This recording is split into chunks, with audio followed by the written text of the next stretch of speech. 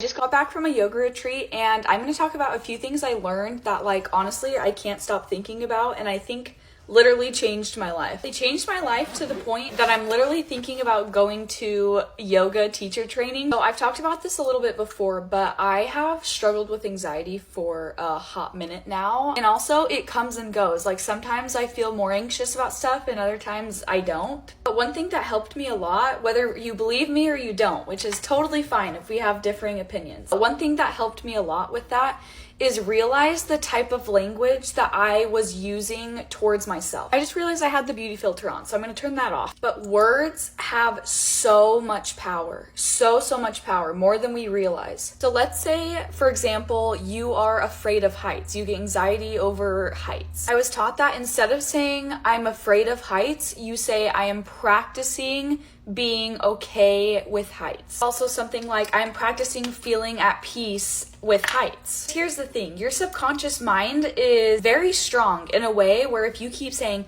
I'm afraid of heights, I'm afraid of heights, and you keep telling people that, it just re-solidifies to your brain that you are afraid of heights. This can go with absolutely anything ever. If you don't think that you're going to get the job, or if you think that you don't have enough discipline to change and lose weight or whatever. Another thing I realized about myself is a lot of it had to do with my inner fire. We all have this inner fire, and that determines motivation, it determines just a whole bunch of things. Even if you don't call it your inner fire, you know what I'm talking about. It's like the burning desire to change or whatever, and sometimes it's really strong and other times it's not. Essentially, I learned if I don't feed my fire and do things that feed my fire, I start feeling unmotivated, I start feeling more anxious about things, and it's just a whole different life experience. The ways my sister, who's a yoga teacher, taught us to regain our fire was to literally jump around and listen to like super hype music. And I'm not kidding, after we did that, we went ziplining, and I literally felt more